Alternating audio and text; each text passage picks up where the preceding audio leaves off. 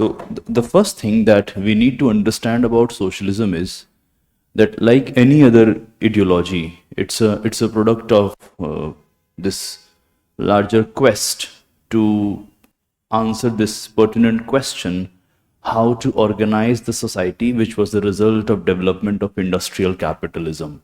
So basically, if you get back and if you remember the previous classes, you will be able to recall it in your mind that when we think about all the ideologies here, like for example, there is a question that we are thinking about post, or let's say during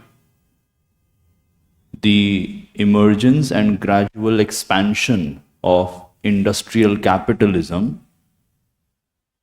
So I'm not referring to idea of post-industrial society. That is not at all which I'm referring to. I'm talking about the industrial revolution was shaping the society and the kind of new ethos it required in order to, or in order for the individuals or persons to become part of this kind of society. So all the ideologies, majorly the prime three ideologies, whether it is liberalism, whether it is socialism, or whether it is conservatism, they all are answering the single question: how to organize the society, which is the result of industrial capitalism. So how are we going to organize this society? And if we think about liberalism, so a liberal answer is now clear, that in order to organize this society, we need a minimal state or a limited state. We need a strong protection of natural rights of an individual. Like for example, if you remember, number one, from the polity side, as far as polity is concerned, we need a minimal state, a night watchman, right? From the individual or citizen perspective, all citizens or individuals must have natural rights. Between them, so for example, between polity and the citizen, the contract is exclusive plus limited one, which means that the role of the state is limited to protection of natural rights, and beyond that, there is nothing which the state must do. In other words, rest of the space which is outside this exclusive and limited domain, it must get back to market, to economy. Now what happens? Our training, of course, since we all belong to India, and the kind of teaching we have here, and our historical circumstance in which we are situated, our training tells us that economy and market is in itself a bad thing. But that is not the way liberals are arguing. So for them, they are actually answering to the method of organization of society before the industrial capitalism. Remember, we all are historical products, as Gramsci would say. So we all are historical products, but there is a history to everything, or there is a past to everything. So for that matter, if liberal person is saying that there must be expansive zone of a market, do not try to interpret it in the manner the way we are facing problems in the market today. In order to understand ideology, you have to go back in that circumstance. Like I remember Professor Gurpreet Mahajan used to say this in the class, and she made us go through a very fundamental reading about interpretation of a text. And there are multiple methods to interpret. And if you follow the post-structuralist and postmodernist understanding, the text is not just a written document. It could be an event. For example, the French Revolution could be taken as a text, or American Declaration of Independence. Similarly, in my opinion, if we think about advent of an ideology, like 19th century and liberalism is popping up, the liberal ideas are present and they are tracing it back to John Locke in the modern time period or early modern time period. So there is a text of liberalism, and when we think about it as a mode of text, then Quentin Skinner argues that it is not just important that you focus on the text alone, like what are the liberals saying, that is focusing on the text of liberalism. It is also not enough that you are only referring to the context of liberalism, like in which context the liberals are arguing. What matters is that you go in that context and you try to understand the intended intention of any person. So, for example, criticizing John Locke as someone who was in favor of gross inequality is a bad statement. Rather, if we go back in the period of John Locke, we do the linguistic analysis and then we think about John Locke, then John Locke is not someone who is a rudimentary figure. Rather, John Locke is someone who is actually giving ideological upfront to a rising movement which led to expansion of democracy as well as free zone for an individual. So they are also referring to a society which was established before. So liberals are challenging the medieval order. Liberals are challenging the high order of aristocrats. Liberals are challenging this government by the minority. And again, by the term minority, I'm not saying the way we understand it today. But think about it. The entire government in a monarchy is actually a minority government. It is not at all giving hope to almost every section of the population. Or for that matter, the government by aristocracy. The government in which there is a lot of influence of the feudal classes, it's not a government of the majority, the major people. It's a government of the minority. And that is why liberals are against it.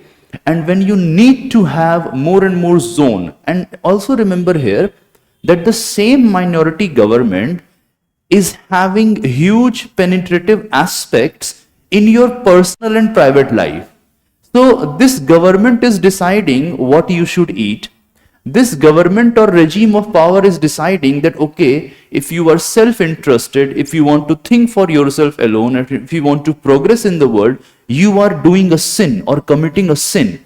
So that is why when they say more and more space for market and economy, or let's say the private sphere of life, that there must not be any influence by the government in the private sphere of life. They are not asking about establishment of a regime of the propertied classes. Because if liberals were saying that, then the propertied classes are perhaps not the middle classes. You have the barons, you have the lords, you have the king, you have a church. They are the propertied classes. But the term property here is coming from the theory of workmanship. That if you are putting your effort into something, that becomes your property, because you have control over your labor. You have control over your body. Over the mind and the body, the individual must be sovereign. That's how Mill will put it, John Stuart Mill. So for this understanding, always remember, here we are thinking about it not in a pejorative sense alone.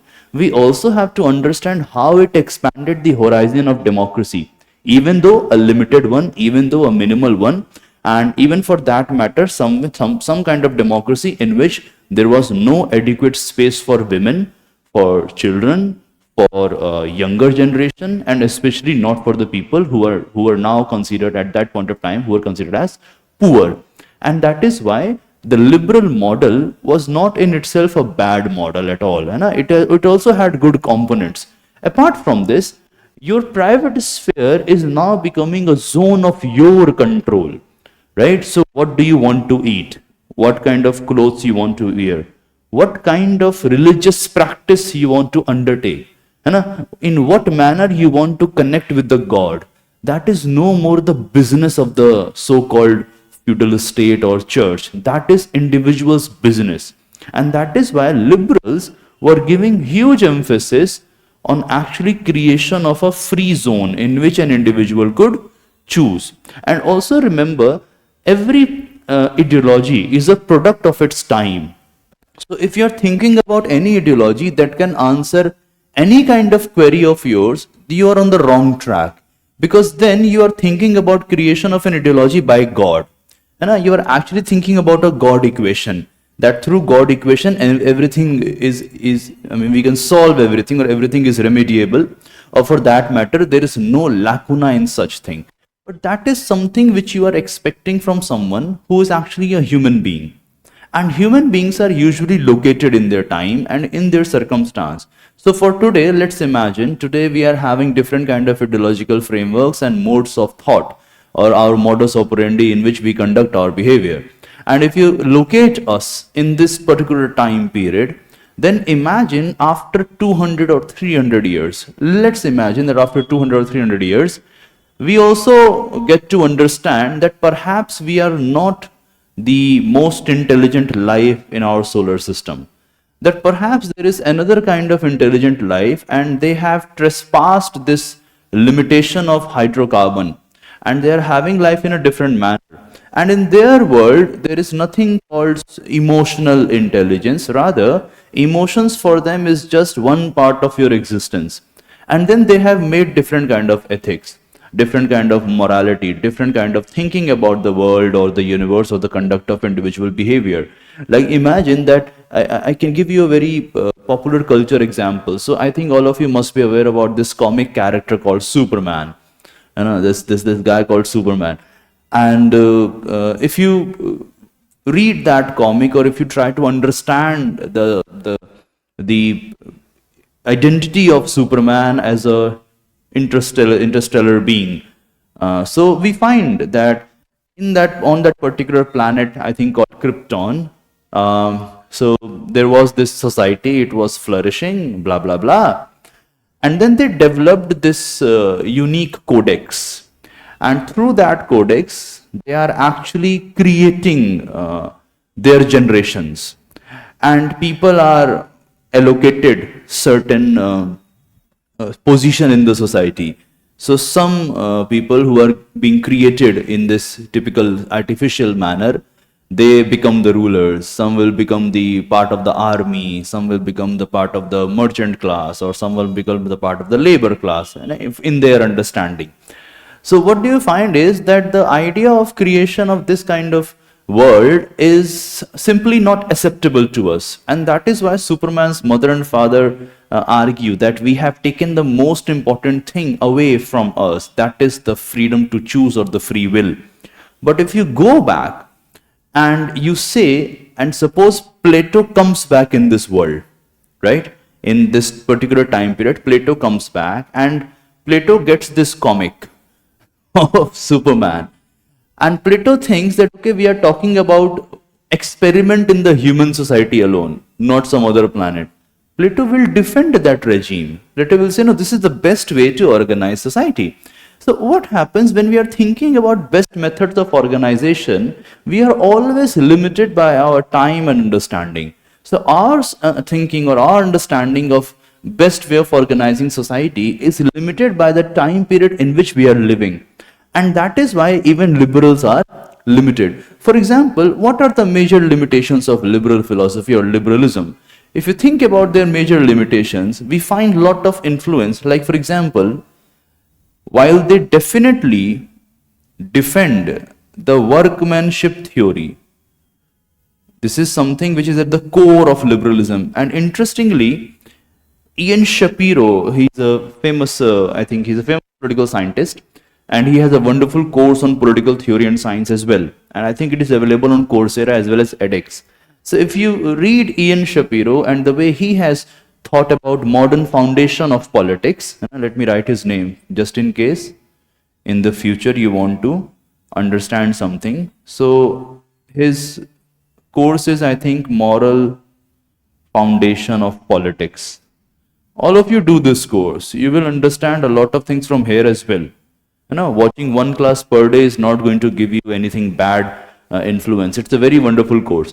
Now, if you talk to Shapiro, Shapiro makes an argument that even though workmanship is at the core of liberal theory, especially when we are reading the writings of John Locke, workmanship is also at the core of Marxist theory. That even Karl Marx and the socialists today, who we are going to discuss in a while, that even Karl Marx and socialists for that matter, even they are in favor of workmanship theory.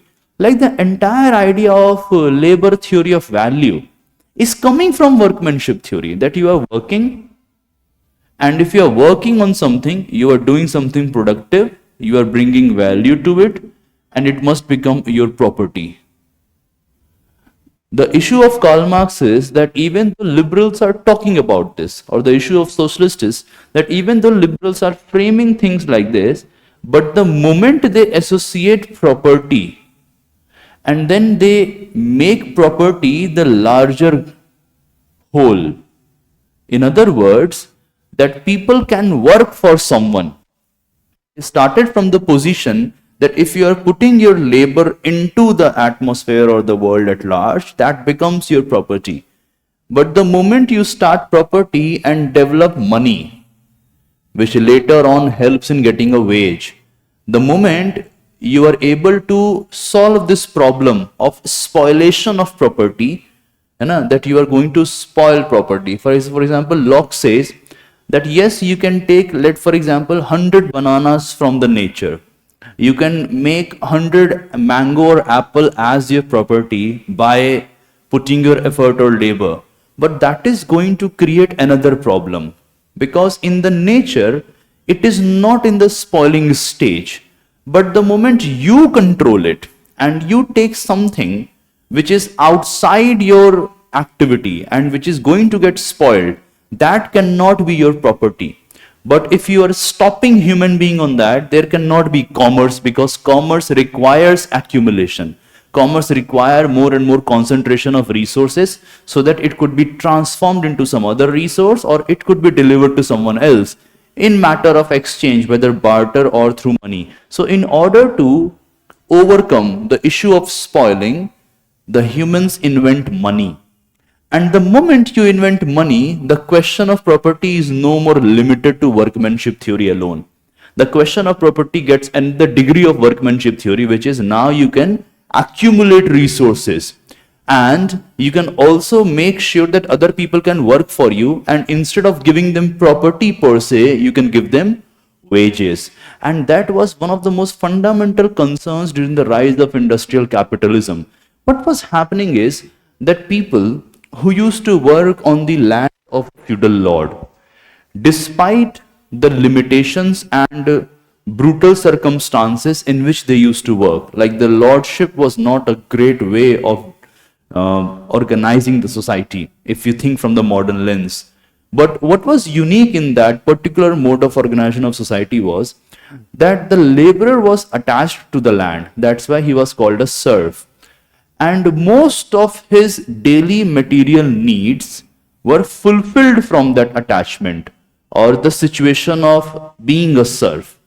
For example, land can get transferred, but through transfer of land, the serf also could get transferred. So the serf is not becoming detached from the land, and he remains on the land.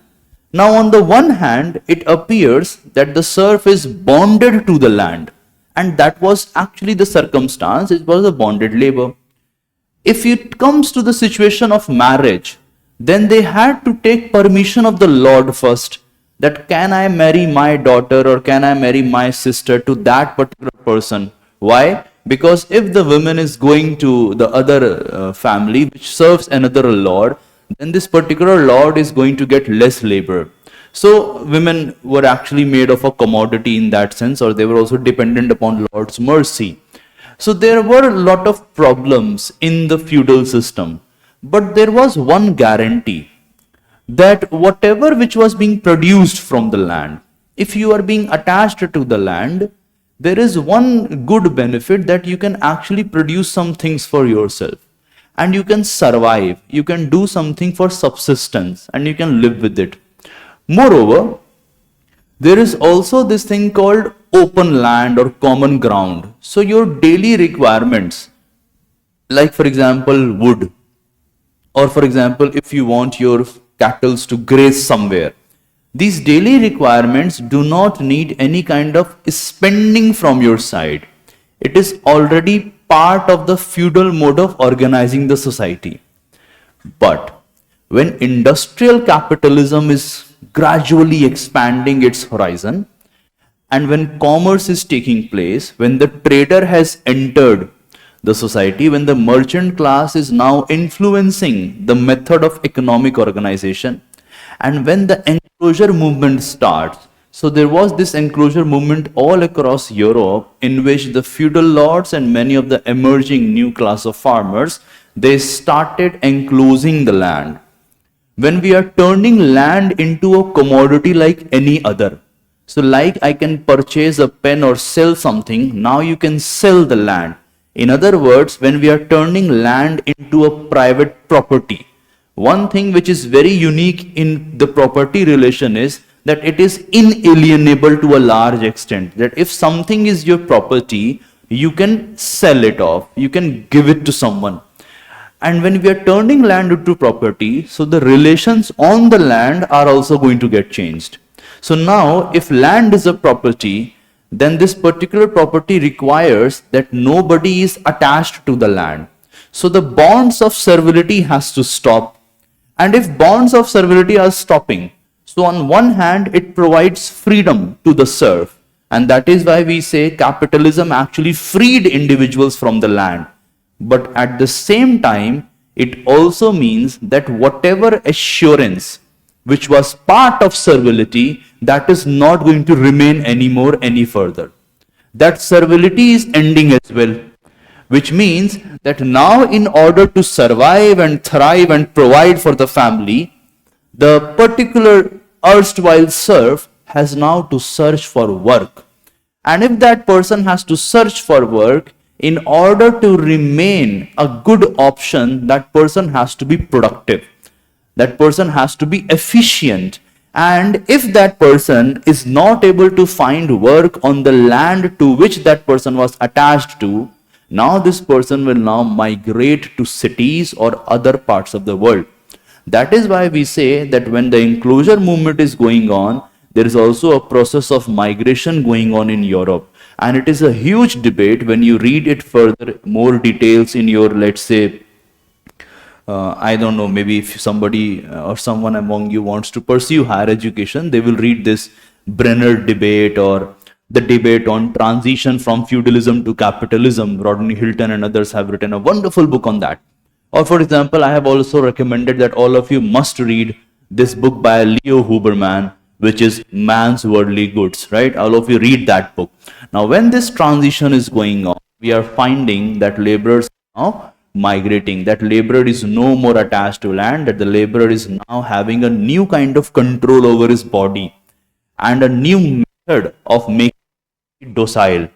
And in this circumstance, we come to know that now, for the first time, this particular workmanship theory, which was initially looking as a wonderful theory, it is also giving rise to new issues. And what were these new issues? Number one, no social security.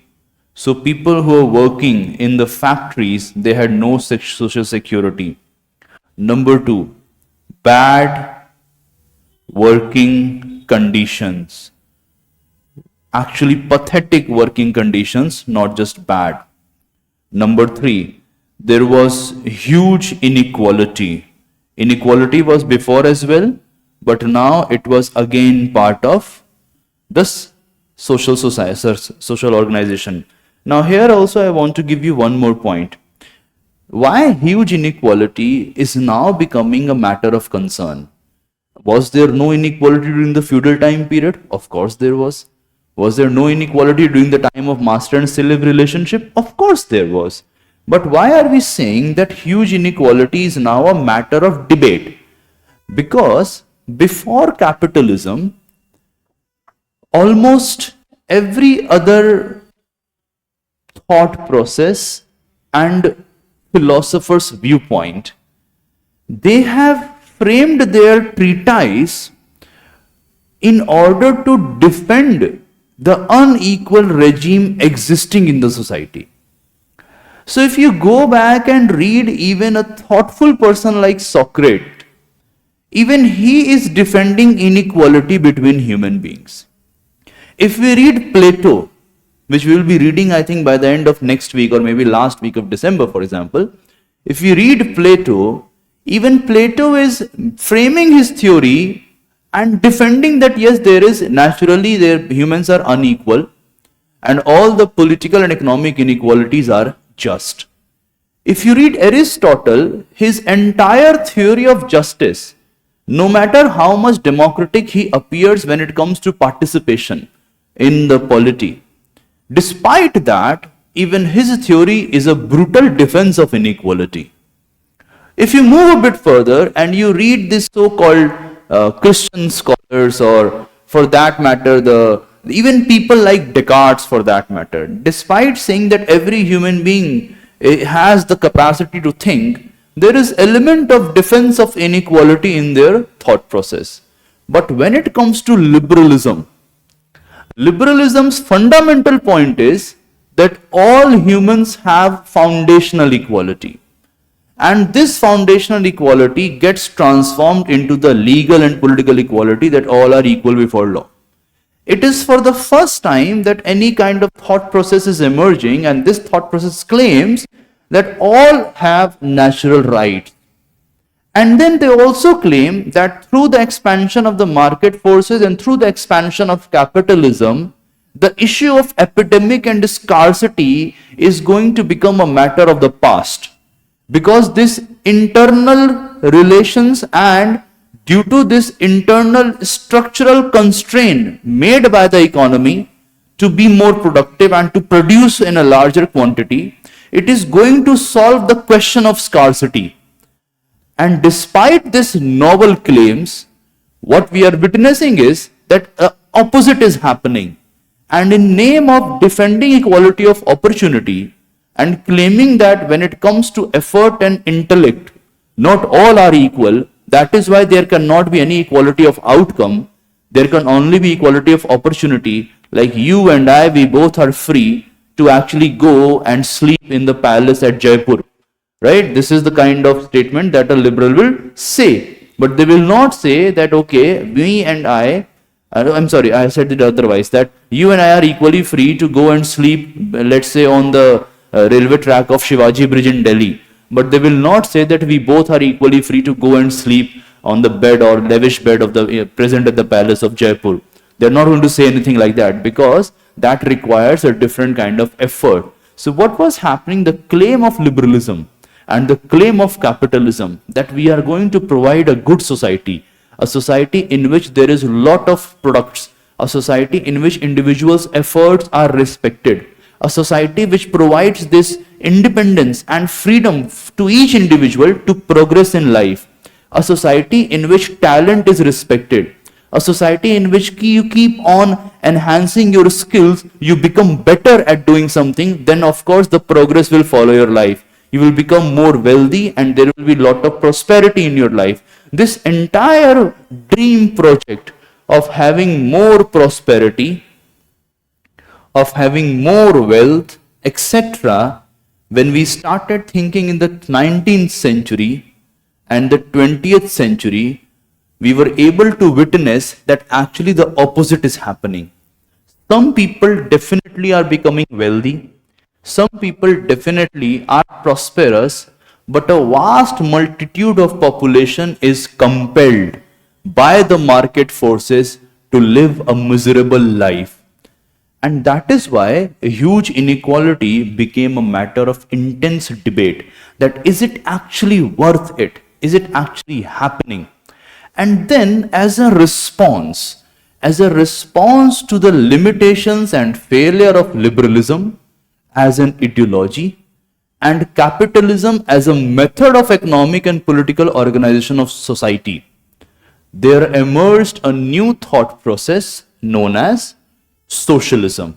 And when socialism entered the world stage, it actually entered with a bang, in a sense that it was not just in the domain of economy that socialists are talking about. They started questioning each fundamental belief of liberalism. Their critique was not limited to economic organization. Their critique was started from the way liberals think about an individual, the way liberals articulate an individual's behavior, the way liberals want to organize the private life of an individual or the social life of an individual, the way liberals conceptualize individual, and in the later developments or later manifestation, the relation between citizen and the state, etc., etc. When socialism entered, they started questioning almost every other aspect which was considered or which used to have a dominance in the post-industrial society or during the time period when industrial capitalism is developing. All right. So let's move forward from here. I hope all of you were able to understand the major argument which I wanted to convey. Is it clear? Shall I move forward? Okay. Now let's think about what socialism is and how to make sense of socialism. Now there are different ways. I will not go into those details like, okay, it's like liberalism also emerged from this Latin word called liber. So similarly, socialism has also emerged from a Latin word, and this is sociare, right? So basically we are thinking about sharing. We are thinking about cooperation. And when we argue from a socialist point of view, or when we are trying to articulate what socialism is about, like if you go out, for example, if you, for example, let's think about the university system in India, like University of Delhi is here right next to us. And I'm lucky to have studied from both DU and JNU, so Jawaharlal Nehru University is there. Now, when you talk to someone what is socialism, so they will give you a very different kind of understanding. Like I remember in one of the papers known as administrative theory, it was not public administration, the name had changed to administrative theory, and a very famous political scientist of administrative theory, Professor Bidyu Chakrabarti, he was teaching it, and there was a reading on African administration, and there was this person named Julius Nyerere. Julius Nyerere was like this Nehru, as we have Nehru in India, similarly Julius Nyerere was like the big figure in Tanzanian politics. And I remember that he said something like this, that democracy like socialism is an attitude of mind, or socialism like democracy is an attitude of mind. So one of the understanding which I developed was that people are thinking about socialism as an attitude of mind. And also, if you talk to someone around you in the university system, especially someone who belongs to the left thought process, even they will start like this. Socialism is about the good kind of life. Socialism is about giving equal considerations to all. And then you pop up some questions. So, okay, liberalism is also about giving things to all, but in a different manner. So what happens due to 21st century debate which we are part of, and these ideas have developed way back in the 19th and the 20th century, what has happened is lot of intermixing has happened. Lot of fusion ideologies have emerged. Like you must have heard about this person like, I am a liberal socialist, I am an orthodox liberal as well as socialist, I am a left liberal, and these kind of mixed ideologies have emerged, and that has led us to a stage in which we are unable to point out the core conceptions present in an ideology. And that is why when we have to understand socialism, we need to actually begin from this position. It is definitely an attitude of mind, because socialism requires you thinking in a different manner. And if you go at its variant, so there are multiple variations in socialism. Like for example, we have this criteria known as utopian socialism. Number one, we have this criteria, utopian socialism. So we are talking about socialism as a utopian idea. We are trying to create an ideal society, and community farms establishment, cooperative establishment, works of Robert Owen, Charles Fourier for that matter, even the erstwhile kibbutz system in Israel will fall under the utopian socialist category. Then we also have at the same time a thought process known as ethical socialism. And ethical socialism is connecting socialism with religion. And in JNU, there is a wonderful professor named Professor Manindranath Thakur, M.N. Thakur. And M.N. Thakur, if I remember correctly, even he is at this moment trying to work on the relation between socialism and religion or Marxism and religion. He is trying to work on this. But if I have to give you some name, when we think about Latin America, in Latin America, there was a unique socialist idea known as liberation theology. Alright, there was an idea known as liberation theology. So on one hand, we have a liberation idea, which is not just religious, it is also coming from the vantage point of revolution, but it also has theocritic elements. Similarly, if you read someone like R.H. Tawney, so R.H. Tawney is getting associated with socialism not in the way Marx and Engels will do or Lenin will do. Rather, he is getting associated with socialism from Christian conceptions. And if you read this book like The Life and Times of Jesus of Nazareth, it's a book written by Reza Aslan, another famous theorist who works on religious philosophy, Reza Aslan. The name of the book is The Life and Times of Jesus of Nazareth. And in that book, I was actually shocked to read that statement. And he said that if you think about this figure called Jesus, not the Christ, Jesus before he became Christ.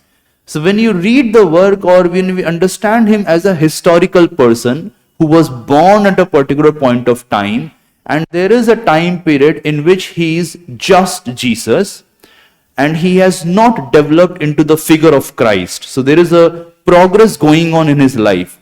And when you see this elevation from an ordinary human to the Son of God, you will find that many of his ideas are actually socialist ideas. So that is why from there many people trace socialism and say, okay, we need to have an ethical component of socialism. Similarly, there is something known as revolutionary socialism, in which there is a component of revolution involved. Now, this revolutionary socialism is connected with the liberation idea, that through revolution you can be liberated from the larger structures of power which are not allowing you to have a life-affirming mode of living. So there is this revolutionary socialism, and I think all of you know this thing, if not in detail, but at least at the surface level, you must be aware about it, that we are talking about people like Marx here, people like Engels here, and the experimental figures like Lenin, or for that matter, Stalin. They have this revolutionary thought process. Similarly, unlike the utopian and ethical component, there is one more variation connected with the previous. It is known as scientific socialism. So, for example, if R.S. Tawney is thinking about socialism on ethical grounds, Robert Owen, Charles Fourier are thinking on utopian grounds, then we have people like Karl Marx and Friedrich Engels. Karl Marx and Engels, who are actually thinking on the scientific grounds. So they are not describing socialism as a utopian ideal that has to be achieved. Rather, they are thinking about socialism as something which is gradually, if not gradually, which is inevitably going to emerge, because they have understood the laws of scientific development of history. And then you also find one more variant, that instead of revolution, which is in comparison to this, instead of revolution, we need to have evolutionary socialism. And this evolutionary socialism means what? That gradually it is going to evolve. The way nature evolves gradually socialism is going to evolve, and it is going to lead to, number one, revision of capitalism. That is why many call it revisionist socialism as well. And it is also going to develop a model of social democracy. So in other words, just like liberalism, there are many variations in socialism. Socialism is not a monolithic mode of thought. There are internal variations present in it. Apart from this, despite these so-called internal variations, there are many values in socialism which have a cross-cutting character. So instead of, or doesn't matter whether you belong to the revolutionary framework or the evolutionary framework, whether you belong to the scientific framework or the utopian or ethical framework, whether you believe in religion through liberal theology or you believe in revisionist and social democracy, it doesn't matter to which variation you belong. There is a huge possibility that you will have consensus on certain values which are part and parcel of almost every other mode of thought within socialism. So there is a consensus, and these consensus or consensual elements are known as the core conceptions of any ideology, whether it is liberalism or whether it is socialism. Now, apart from this, we will come to the core conceptions in a while. Apart from this, there are some general conceptions regarding socialism, some generic ideas. And if you think about these generic ideas, one is that socialism is historical, or it is the long past. In other words, do not think about socialism as something which emerged in the 19th century. Go back to writings of Christ or work of Christ. Go back to work of Buddha. Go back to this entire thought process present in Shanti Parva of Mahabharata. Go back to what Bali and Ram were doing when they were kings. And we find that there is this claim that socialist ideas have always remained in the world. There is nothing new to what happened in the 19th century.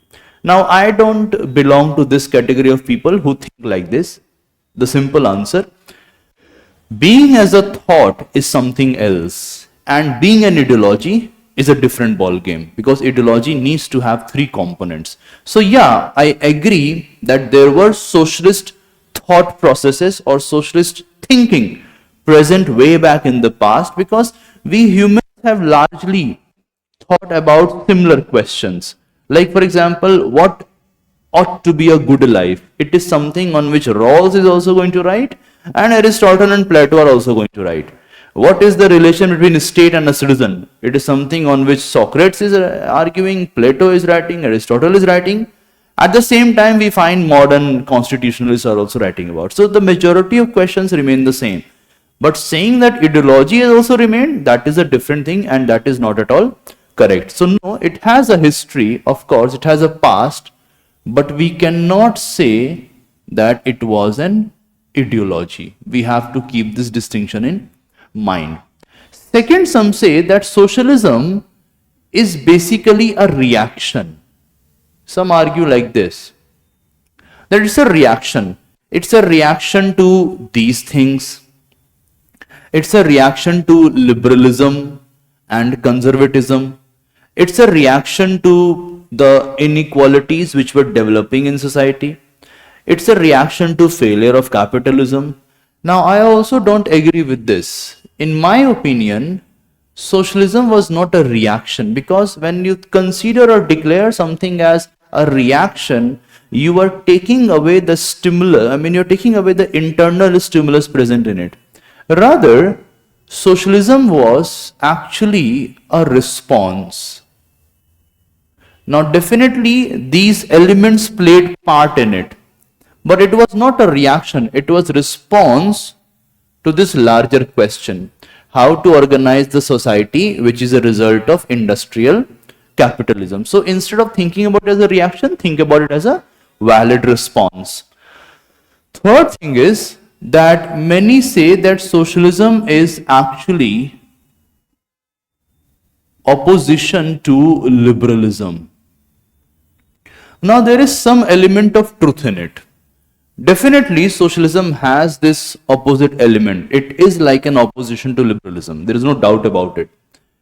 But when we think about this thing, revisionist socialism, or when we think about social democracy, even for that matter, when we think about ethical socialism, or evolutionary socialism, they are not exactly against liberalism. Rather, they want to treat or rectify the ills which have become part and parcel of liberalism. And that is why when we think about as an opposition to liberalism, we better call it a response to liberal failure.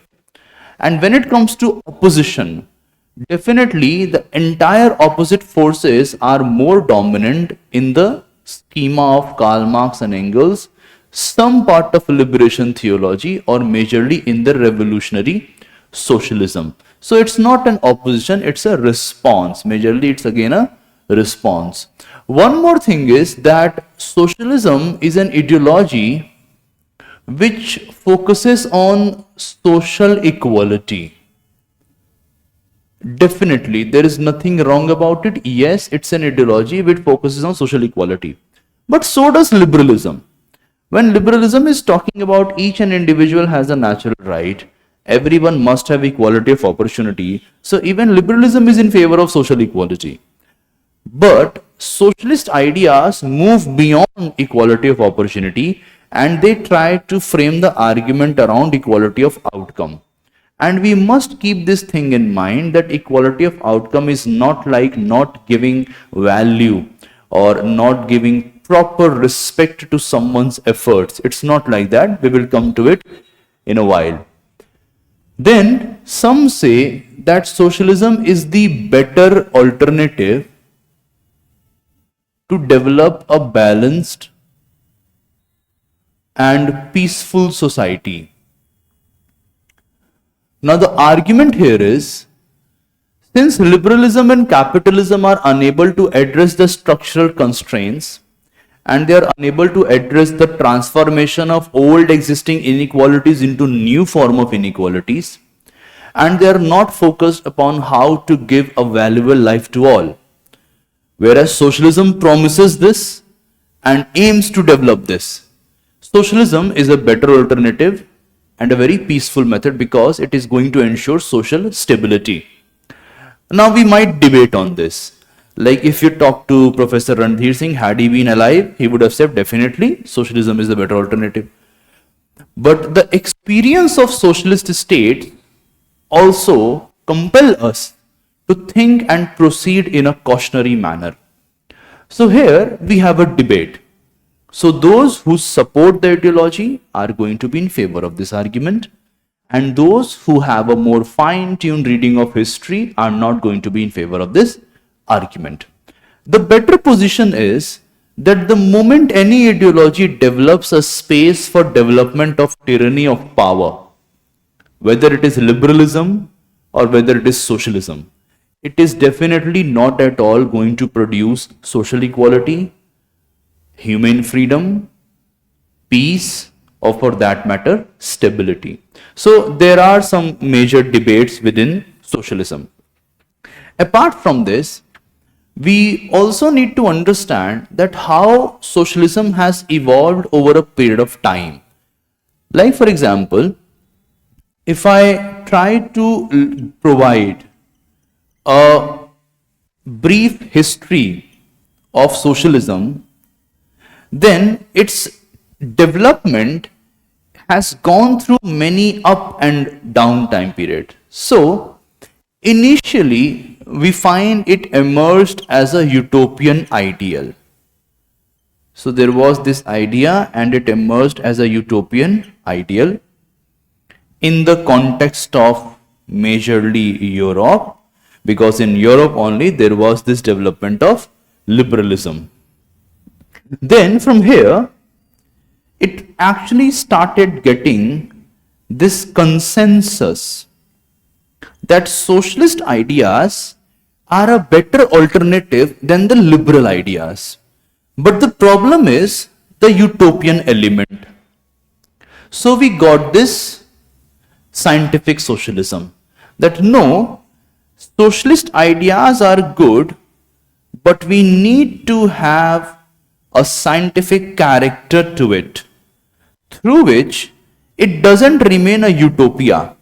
Rather, it can be understood as the inevitable result of development of law of historical development. When we move like this, we get this consensus that no, socialism needs to have a scientific character. Then this scientific character had two things.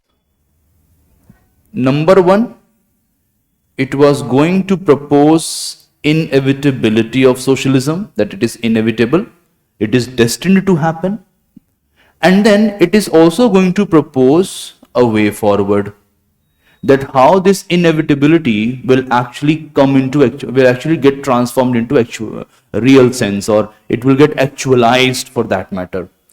And there we get the idea of revolutionary socialism, that by means of revolution we can have socialism. And interestingly, if you read a bit of history, like for example, if you read, I think it's 9th or 10th class NCERT, you can also start from there. If you read that, it is a unique thing and a unique chapter which deals with Russian Revolution. And Russian Revolution is perhaps a landmark moment, just like Industrial Revolution is a landmark moment for the entire world, because the impact of Industrial Revolution was not limited to Europe alone. Rather, its impact was all across the world, and it actually changed the course of history, no doubt about it, the way Industrial Revolution happened in Europe. So it's a very interesting read. It's by Michael Perelman. The name of book is The Invention of Capitalism. If you read that book, the main argument, or the gist of the argument, is that there were different kind of industrialization taking place at different parts of the world. So China was having its own industrial path, India was having its own industrial path, and Europe was having its own industrial path. Unfortunately, the path which Europe had taken and the way things changed there, it became the first industrial revolution which actually impacted the whole of the world. Similarly, there was this revolution in Russia, and it also impacted the whole of the world. How it impacted? Number one, the Russian Revolution made all the socialists all across the world believe that yes, by revolution, establishment of socialism is not a utopian idea. It is possible. Why Russian Revolution? Why it was able to make people believe that? Because they defeated one of the most brutal and one of the most expansive empire in history. They defeated the czars.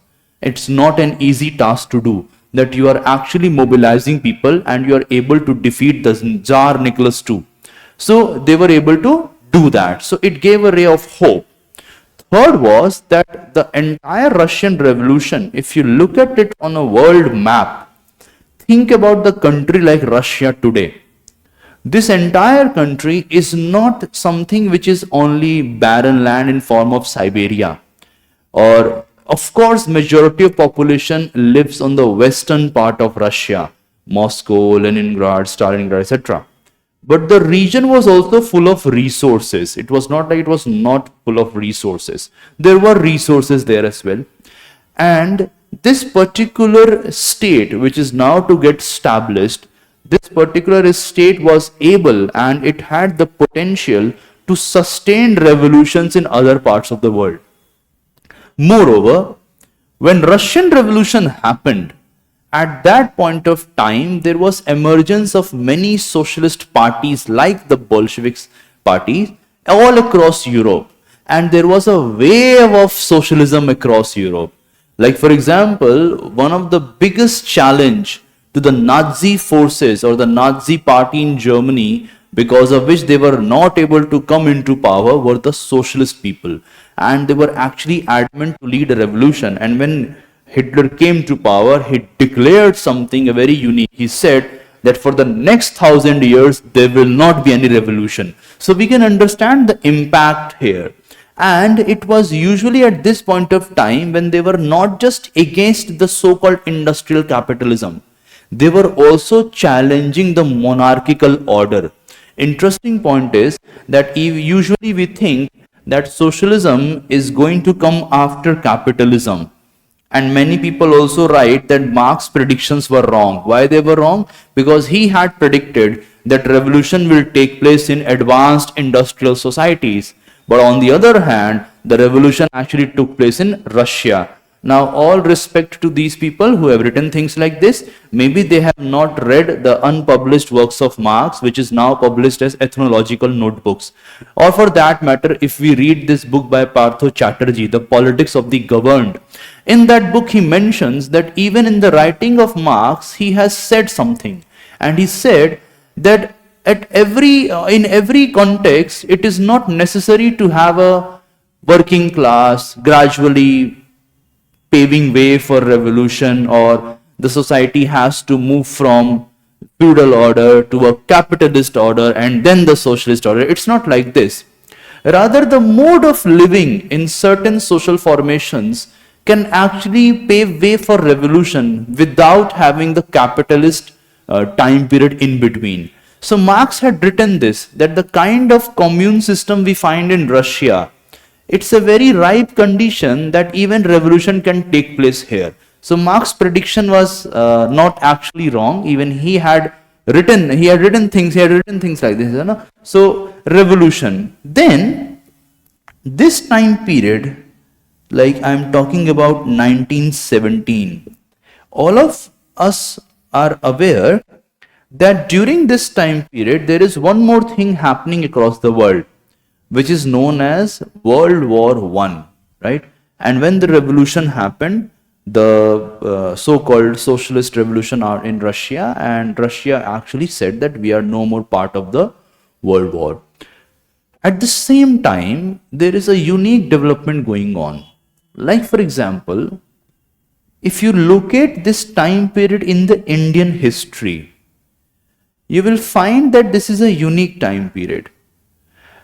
By 1917, a new person has actually arrived in India. By 1919 and 20, this person is leading a new movement in India. By 1930s, this particular revolution has led to creation of a new kind of state.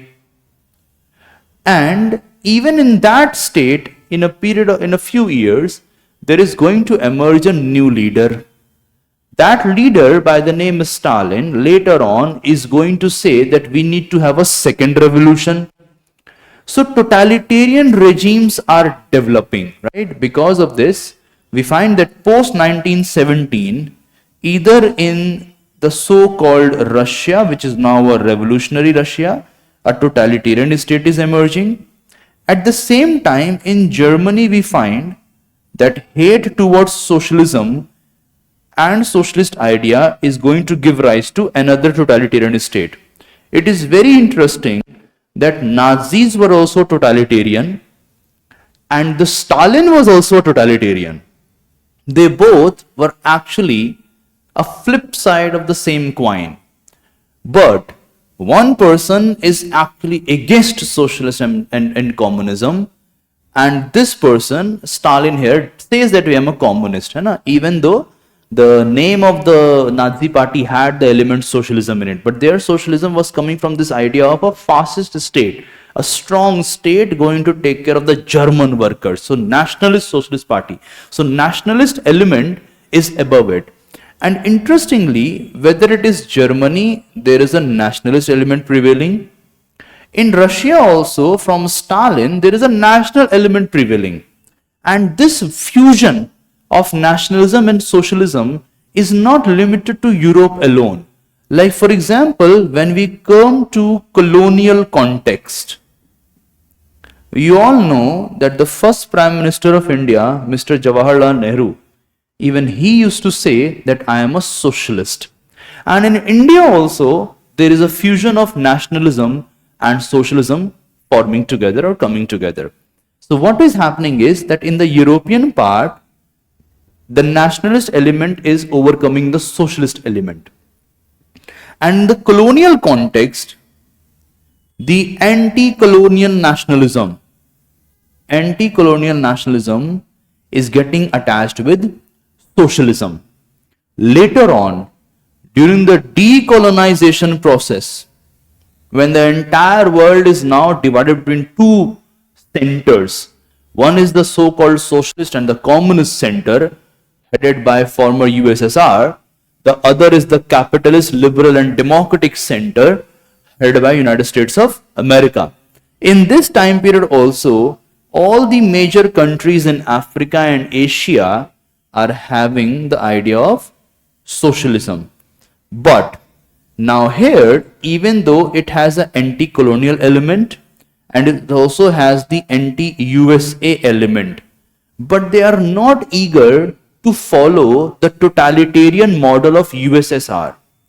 They are also not eager to follow what the European socialists have to offer. And their argument is that if socialism essentially is about sharing and cooperation, if socialism essentially is an attitude of mind, if socialism is about a more shared organization of society, then we, the people of Africa, always had this. So we do not need to look to the West to know what socialism is. Rather, we can develop our own method of tribal socialism. Interestingly, it emerged as a very powerful idea when decolonization process was going on. So you can see how socialism that had this kind of development initially takes a different turn, gets attached with totalitarianism, at the same time is giving spirit to anti-colonialism, and then becomes entirely a different model that has nothing to do with what Europe has to offer. So socialism as a process that has gradually developed is not a linear path. Rather, you can understand it from a genealogical perspective of how different ways socialism was developing. Then a major setback that happened with socialism was, of course, the disintegration of USSR, which of course Mr. Francis Fukuyama, and a very interesting read, it's a wonderful essay, a kind of paper you would say, and later on a book. Fukuyama said that the disintegration of USSR means that we are witnessing the end of ideology and we are also witnessing the end of history.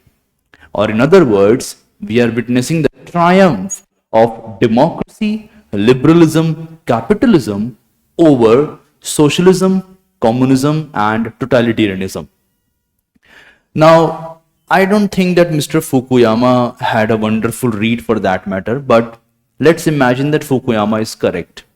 And what happened after this? This is strong support to almost every other socialist state. It gradually started waning away. There was no more USSR. The structure of the world has changed. And then in this circumstance, the major setback which happened to one of the variation of socialism was actually the revolutionary socialism and the scientific socialism, because the scientific laws were no more actively prevailing as a major truth. But here also, I would like to add a comment by Mr. Terry Eagleton, and as well as a wonderful professor of political science in India, Professor Randhir Singh, someone I actually admire as a teacher. Now what has happened is, Terry Eagleton has written a book called Why Marx Was Right. And there, in one of the chapters, he says that why USSR disintegrated, or why it acquired a totalitarian character. And one of his argument is an interesting argument. He says that, think about the pressure which USSR had by the international economic regime. Like we all say that socialism failed. Instead of that, try to understand why it acquired such a totalitarian character. And then you will understand that it had nothing to do with socialism. It had everything to do with fascism and liberalism and capitalism. That is one line of argument. Another line of argument is made by Professor Randhir Singh. And I think his argument is more democratic argument. His argument is that what failed with the disintegration of USSR was not socialism per se. What failed was an attempt to create one kind of socialism. And that is why, even though it is true, it is definitely true that now socialism as a state is limited to certain pockets of the world. So for example, we have socialism in China, whatever kind of socialism that is, but let's have it for the namesake. We have some kind of socialism in Cuba. Even the North Koreans say that they have a socialist state. For some time being, we also had this experience in Nepal. Here we had this socialist experience. For some time period, we also had socialist experience in Vietnam, parts of Myanmar, Cambodia for that matter, to an extent that one of the leaders said that now revolution has happened and now it is the year zero. After this, the time period is going to start. So there are unique experiences of socialism, but it is true that as a state socialism, it is now limited to certain pockets of the world. So many argue that socialism is now a thing of the past. Why? As a state socialism, it is only limited to pockets of the world. As a party, which is like, let's say, ethical socialism or even the idea of revolutionary socialism, now what is happening is that majority of socialists either belong to the revisionist school, the evolutionary school, or the social democracy school. So this distinction between socialism and liberalism is no more prevalent. Rather, majority of socialists are actually behaving like modern liberals or liberal socialists. So we do not have socialism as a creed or ideology left anymore. But instead of thinking like this, I think it is better to argue by following a unique thought of Mr. Randhir Singh. Now, in one of his seminal book, which was later published as a book, it is actually a collection of essays. In one of his essays, he makes a wonderful argument. He says that politics is all about mediations. Okay, so politics is connected with mediations. And what is the meaning of mediation here? See, Marx and Engels were writing in context of Europe. Lenin mediated it in the context of Russia. Stalin disturbed it in the context of Russia.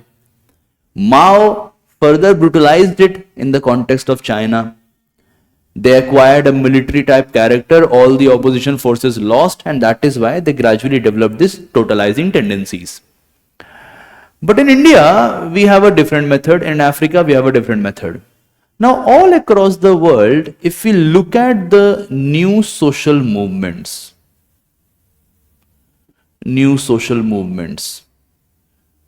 whether it is from the perspective of parallel and alternative sexualities, whether it is from the perspective of, let's say, anti-caste movement nowadays, anti-untouchability movements nowadays, tribal welfare movements, movement in support of ecology or environment-centric development.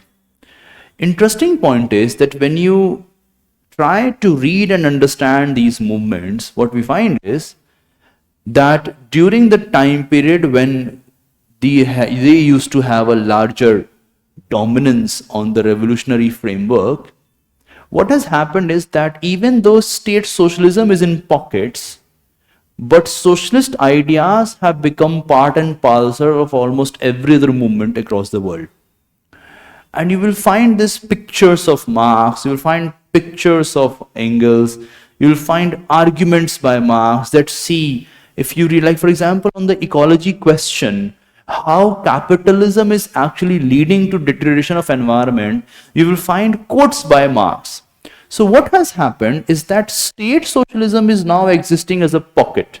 And this state socialism is actually a totalizing idea of socialism. Now it's another matter of debate whether socialism in itself contains totalizing tendencies or not. That's a matter of debate, because there I don't want to give a lot of inputs. In my opinion, honest opinion, I think yes, there is If we read and we are not able to understand the mediation, then definitely the ideology in itself has totalizing elements. There is no doubt about it. But there is also a more humane side to socialism and more humanistic philosophy present in socialism, which is we find in the articulation by Professor Randhir Singh and Terry Eagleton, or for that matter, even R.S. Tawney for that matter. But majorly I would stick to Terry Eagleton and Randhir Singh. So we find that socialism thrives, and socialism is giving a lot of moral boost to these new movements. And when we are celebrating the new movements and the way people are coming out on the street, the way, let's say, people who are disabled or differently abled, when they come out and they demand rights, when they argue that development has to be people-centered, they are not just talking from the perspective of disabled, they are actually talking from the perspective of socialism.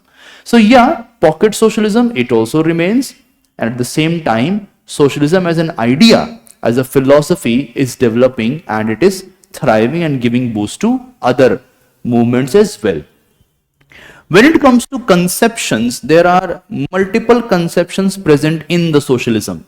We cannot limit it to one conception, but yeah, there are some things which we need to understand. That we can understand these conceptions by comparing liberalism and socialism together. When we compare these thought processes together, then we can understand it. So, if liberalism focuses on idea of individual, like liberalism begins with the position of individual. Let me write a big L here. They are going to talk about a question that it is not the individual the starting point. The individuated individual is actually a product of history. And if you go back in the past, the best thing that you have to understand is that individual and community can never be separated. So instead of focusing on individual, try to understand it from the perspective of relation between a person, a human, and the community. So focus more on the community aspects. Now some of you might argue that are we talking about communitarianism here? No, we are not talking about communitarianism here. Because in the communitarianism outlook, there is less space for individual freedom. Here we are talking about something that has actually made the individual possible, or that actually frames the entire circumstances in which your individuality can be developed. So we need to focus more on the community and the relation between person and community. Now, while liberalism stands for individual being self-interested and lot of focus on competition. If you go back and read the previous class, and if you go to the notes, I have explained this in detail, that even though you might disagree with Jeremy Bentham and James Mill because of the majoritarian tendencies present in their utilitarian framework, even though you might disagree with Mr. John Locke as well because of his gradual and a very calculative dismissal of the argument of the working classes or the poor classes to have equal sitting in comparison to the middle class. There is something very unique in the liberal component is that they have developed the idea of self-interest and competition as something which is natural. It is not a matter of choice. Naturally, we are self-interested and naturally we want to compete with each other because that is how we progress. It is not a sin. But socialists argue that once you locate this kind of individual, you find that if you nurture the individual or the human being from a very different outlook from childhood, his developed version is not going to be self-interested and competitive spirit or selfish. He's not going to be like this. And interestingly, what happens in the family as well. Like for example, if you think about the family system, I'm not supporting, okay, a mark of caution here.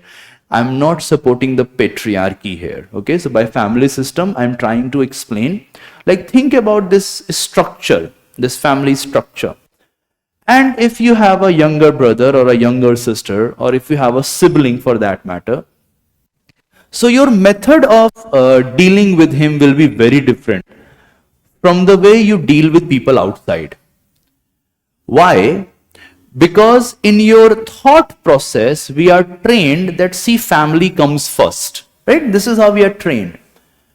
Now imagine that you develop another kind of society in which you say that all humans are my brothers, we have fraternity, and we come first. So your mode of thinking will not be self-interested and competitive. Rather, your mode of thinking will gradually develop on the lines of cooperation. And that is why, according to socialists, cooperation is something which must prevail as far as individuals or a person's conduct is concerned. Third is, when you are focused on liberalism, they will always talk about equality of opportunity. And there is no space for gradual structuring or gradual rectification of background inequalities or those inequalities which have transformed their character, like the landed inequality of the feudal time period. It got transformed in the name of private property regime, and the same kind of inequality persisted throughout the historical process of time. Now they are not in favor of that. The liberals' argument is that individuals are foundationally and formally equal, but we are unequal in our capacities, talent, and skills. Their argument is that no, we need to move beyond equality of opportunity and we need to have a larger version of social equality. Now, what is the argument here? The premises of this argument is that there must be equality of outcome, and all humans deserve certain minimal equal standards. Like, if you think about the liberal idea of social Darwinism, that just like there is a survival of fittest in the nature, there is a survival of the people having better intellect and effort in the economy. There is nothing wrong in it. There is nothing social or political in it. Now, socialist argument is different, and there are multiple kinds of arguments. So, for example, ethical socialists will have a different argument, like Mr. Tawney will declare social Darwinism as a tadpole philosophy, in which we equate humans with tadpoles, and the kind of struggle a tadpole has to go through in order to become a frog, similarly the same kind of struggle a human has to go through. But at the same time, there are some other scholars as well. Like, I can include Marx here, or even I think its name is Mr. Schumacher. Yeah, Mr. Schumacher. I can also include him here. Now, their argument is that there are certain minimal standards which must be fulfilled. Why? And I often used to ask this question in my class as well. Which has a longer history, Earth or capital? Of course, the answer is Earth. Air or capital? Of course, the answer is air. River or capital? Of course, the answer is river. Which means that we are actually custodians. We are not owners per se. We are custodians of all these natural resources that has been given to us across generations as well as species. Like, on this planet, there was a time period when dinosaurs dominated. On this planet, there was a time period when there were other species. Like, if I am correct, yeah, I think I am correct, almost 4 or 5 times mass extinction has happened on this planet Earth. Across the solar system, as far as we know the knowable universe, we have not found any kind of chance of life. So, we are the custodians of this thing. So, something which predates our existence, how could we argue or develop a philosophy that no, even though it predates our existence, we are controlling it? That's one argument. Second is that if nature created land in abundance, if nature created air in abundance or resources in abundance for that matter, why have we created a scarcity out of it? So, socialist argument is that the minimal needs like food, like shelter, like health, like education, skills, and yeah, interestingly, like companionship. For some socialists, this emotions like love, these must be present and this must be made available to almost every other human being, because it is essential to be a human being to have these things or these needs fulfilled. Now, for example, some say, okay, equality of outcome means, so this is equality of outcome precisely. And then some say, okay, what about someone is better talented at painting than any other human being? The socialist argument is not like, okay, there is a mathematical test going on and someone has scored 20 or someone has scored 50, but you equalize the marks. That's not socialism at all. That's a very, we also say that in the class in a comic manner, but actually inherently, if you read the ideology, it's not like this. People who are more talented, people who have more skills, their talent must be respected, it must be acknowledged. But it is not something like, say, okay, if you are having a better painting, only you deserve to have food, shelter, and happiness. Every other person equally deserves the same. This kind of model of equality is presented by socialism. So it has space for acknowledgement, but it also has the space for fulfillment of essential needs that are important for any person to be actually called a human being. Not only this, while liberals focus on competition between individuals, so their argument is that entire world is full of individuals, and these individuals are going to gradually compete. There is going to be a neutral arbiter who's going to regulate the conduct of individuals. There must be mechanisms established so that a particular freedom of someone doesn't get transformed into the license to abuse the freedom of other. So we need to have an arbiter here. Now, socialist argument is that instead of focusing on individual, try to locate the individual in their circumstance. And socialist, whether it is the ethical version or the revolutionary version, their center argument is that as far as contemporary scenario is concerned, and even the past scenarios are concerned, the major thing to keep in mind is that there has always been one class which has determined the nature of the rule, and there have been many classes who were compelled to live under that rule. For example, and in the crude form, we say two classes, but when we read the original text, it's not just two classes. There are variations of subclasses as well. So, for example, if Marx will say bourgeois and proletariat, he's also going to talk about petty bourgeois, right? And then in this class politics, there are multiple modes of understanding. So for some people, class is not just an economic category. Liberals, it is an economic category. For some socialists, class is a method of organizing the society. Class is a method of analyzing the society. Or for that matter, analyzing the way the society has developed over the period of time or during the larger epochs in history. Class therefore also becomes an analytical tool to speculate the movement of history. And at the same time, class also becomes a criteria in which humans understand their position.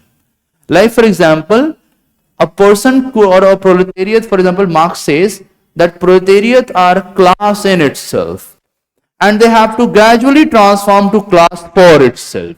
So it is not just an economic category. So we have a predominance of class here. Number one, it is beyond economy, B in the short form. Number two, it's a method of understanding and locating the individual. Number three, it also helps in analysis. And number four, it also develops the entire process of self-realization of an individual who belongs to a particular class. And then, of course, one of the major input is that liberalism is going to stand for private control or expansion of the domain of market, especially when it comes to the natural resources, whereas socialism is going to develop a different version of resource control. Now, their argument is that if we want to address the special needs as well as fundamental needs of a human being, we need a proper regulatory framework to ensure that resources are allocated in an equitable manner. Egalitarianism, in other words. And for this, the control must belong to community. And there the argument is that the major material resources of production, whether natural or for that matter intellectual, for some socialists, they all must belong or they must be under the control of common ownership. But how are you going to develop the common ownership?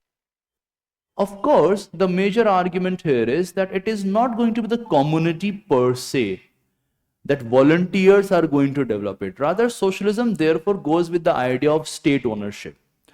And there is inherently a tendency here that in the end, state ownership is actually a managerial ownership. And that is why totalizing tendencies gradually develop. But in comparison, while they go for private control and expansion of market, they go for common ownership of resources. Now, for the last part of today's class, I also want to share with all of you that usually you will find that not many things have been written about individual rights or social life, etc., life affirming philosophies, etc., as far as socialism is concerned. But that is the limit of a reading. When we read Marx and Engels, for that matter, when we read Robert Owen, we find that in their work, there is emphasis on individual as well. But the way they are thinking about the individual is not the same in which a capitalist or a liberal is going to think about. Second is, which Professor Randhir Singh often used to say in his classes and has written a lot about it, is that instead of thinking about socialism as an orthodox philosophy, as a straitjacket approach, which gradually became a reality because of orthodox communism by Lenin and Stalin, instead of thinking like this, try to always understand that socialism is majorly a life-affirming philosophy. And third part, that what socialism has to argue about the extent of totalitarianism present in the so-called pockets where state socialism prevails. There also remember that it is not just socialism which is developing into a militarized or totalitarian state. The level of development of totalitarian tendencies in any society is possible in liberal framework, in a conservative framework, as well as a socialist framework, because it has to do with lack of restraint on part of the leaders, individuals and institutions to act in a self-restraint and rule of law manner. So we also need to keep this thought in mind. This is all from my side today. I wanted to have a short class today as well. I hope all of you were able to understand socialist ideas in a nutshell.